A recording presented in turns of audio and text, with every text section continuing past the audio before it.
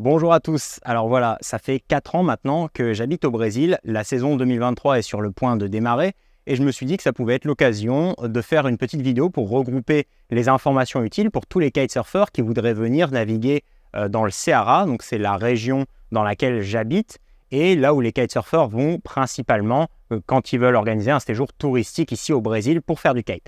Je voudrais organiser la vidéo en 2 parties. Dans la première, je vais vous parler de l'organisation générale d'un voyage ici dans le Ceará. Vous allez voir qu'il y a énormément de spots de kite et donc ça n'aurait pas forcément de sens de tous les spécifier. En plus, je ne les connais pas tous, je ne passe pas mon temps à écumer la côte. Et dans la deuxième partie, je vais vous parler de la OLK House à Pontal de Maceo. C'est l'endroit où je travaille, c'est l'endroit où j'habite. C'est un endroit que j'adore, donc désolé d'avance. Je risque de ne pas être 100% objectif sur cette destination, mais comme c'est celle que je connais le mieux, je voulais vous en parler un petit peu. Donc ça sera dans la deuxième partie de la vidéo. Alors premièrement, on pourrait se demander pourquoi organiser un kite trip au Brésil. Si vous êtes kitesurfer, vous avez probablement déjà entendu parler de cette destination. Eh bien en 2 mots, le Brésil c'est vraiment la Mecque du kite. Il y a une région qui s'appelle le Ceará, où il y a énormément de spots qui sont tous très différents, donc il y a de la variété. La région est balayée par du vent constant pendant une très longue période. Les températures sont vraiment agréables, il y a en règle générale 30 degrés dans l'air, 27 degrés dans l'eau. Vous allez pouvoir naviguer torse nu ou avec un lycra pour faire attention au soleil. Un dernier détail qui ne gâche rien, cette partie du Brésil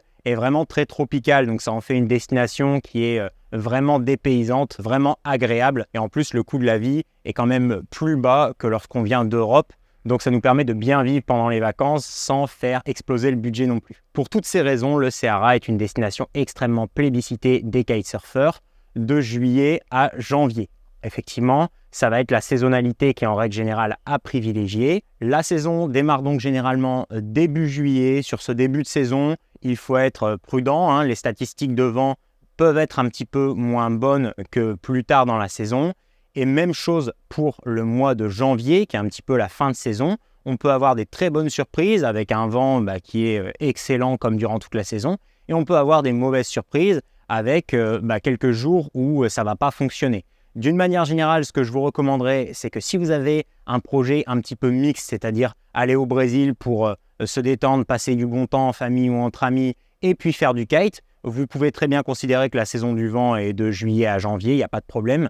Et si vous avez des objectifs très précis de navigation du type être à l'eau le plus souvent possible, alors je vous conseillerais d'écarter le mois de juillet et le mois de janvier et de venir entre août et décembre, puisque c'est là où les statistiques de vent sont les meilleures. Quand je parle d'excellentes statistiques de vent, on peut considérer qu'il y a environ 95% de jours ventés entre août et décembre au Brésil.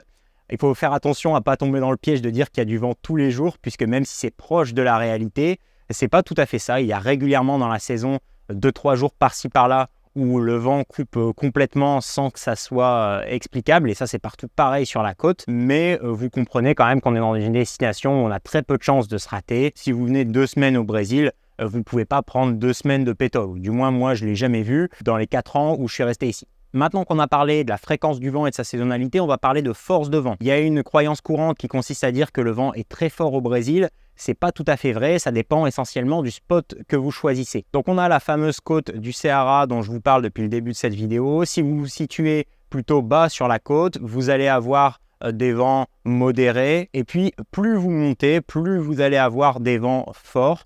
Cette force culmine dans la région de Jericoacoara où la journée type est aux alentours de 30 nœuds. Donc ça, c'est vraiment important à savoir pour choisir votre spot en fonction de votre projet. Si vous venez en famille ou alors avec un accompagnant qui ne fait pas de kite et qui veut juste profiter de la plage, ça va être beaucoup plus agréable d'être un peu plus bas sur la côte pour pouvoir rester sur la plage sans avoir du vent trop fort et manger du sable.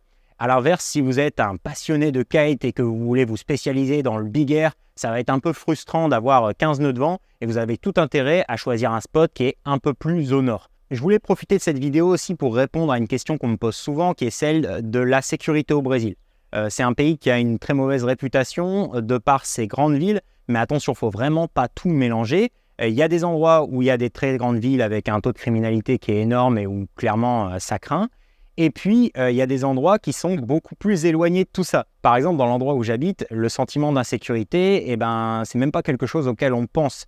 C'est un petit village, tout le monde se connaît. C'est toujours difficile de faire des généralités puisqu'il suffit d'une mauvaise rencontre ou d'un vol de matériel pour que ça ruine les vacances, mais on ne peut pas dire que ce soit quelque chose qui caractérise la destination. Parlons maintenant du voyage que vous allez devoir effectuer pour arriver ici. Si vous êtes en France et que vous êtes proche de la capitale, je vous conseille vraiment de prendre un vol direct de Paris-Charles de Gaulle jusqu'à Fortaleza. Parfois, on part à 13 h de Paris et puis on arrive à 17 h 30 ici au Brésil avec le décalage horaire et ça, c'est magnifique. Si vous êtes dans un autre endroit en France ou que vous êtes en Suisse, etc., je pense que le plus pratique, c'est de prendre un avion jusqu'à Lisbonne et puis ensuite de faire Lisbonne-Fortaleza. Donc ça vous fait une escale, mais ça vous évite de devoir aller à Paris si vous êtes très loin de Paris. Dans tous les cas, une fois que vous êtes arrivé à Fortaleza, vous êtes au cœur de la région du kitesurf et là, vous allez pouvoir aller sur les différents spots de la côte. Donc, soit vous allez quelque part dans un kite center et ils peuvent organiser pour vous le transfert de Fortaleza jusqu'à votre destination finale.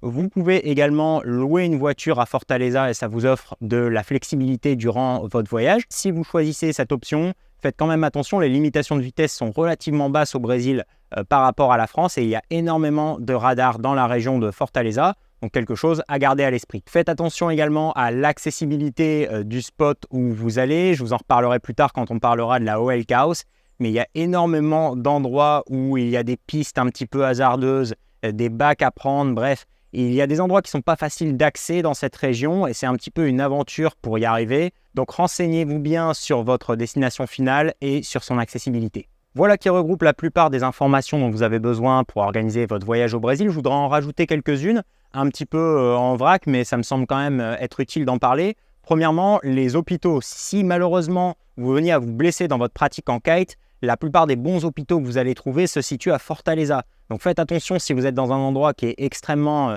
éloigné, ça peut vous mettre dans une situation très délicate.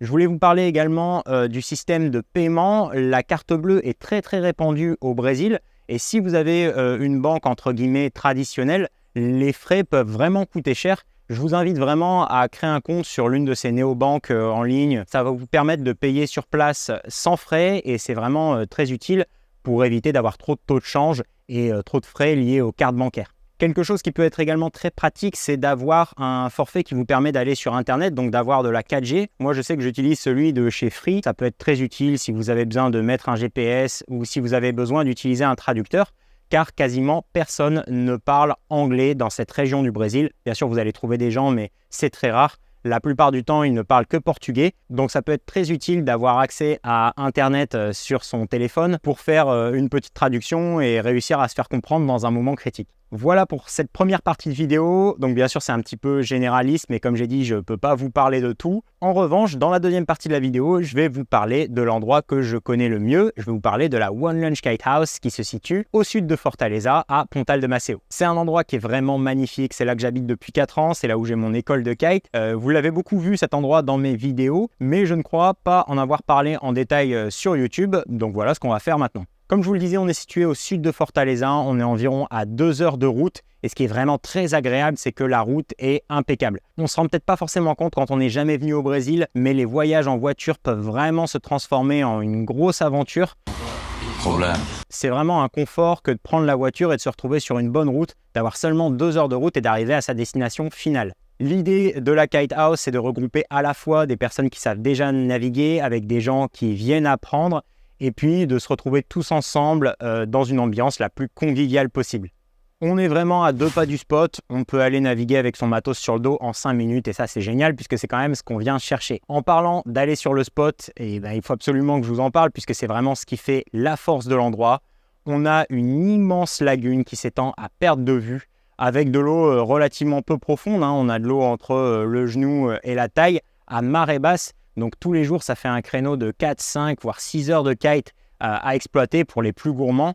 Et on est vraiment dans un environnement qui est génial. C'est safe, l'eau est relativement flat. À marée haute, on peut aussi trouver quelques vagues pour ceux qui aiment bien ça. Le vent y est modéré, on parle de 13 à 20 nœuds pendant toute la saison du vent dont je vous ai parlé tout à l'heure. Ces conditions, elles sont vraiment excellentes pour l'apprentissage parce qu'on a l'eau chaude, l'eau relativement peu profonde, un environnement qui est vraiment sécurisant, un vent qui n'est pas trop fort. Donc ça va être superbe pour tous les gens qui viennent apprendre le kite, pour pourquoi pas un public un petit peu plus jeune. Les enfants apprennent très bien ici à Pontal de Maceo.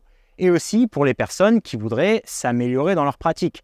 Si vous connaissez un petit peu cette chaîne YouTube, vous savez que ce que j'adore, c'est faire des cours de perfectionnement en kitesurf, et ces conditions-là, c'est également les conditions idéales pour réaliser les premières rotations, réaliser les premiers kite loops. Bref, c'est un environnement qui est vraiment sécurisant pour la progression en kite, quel que soit le niveau.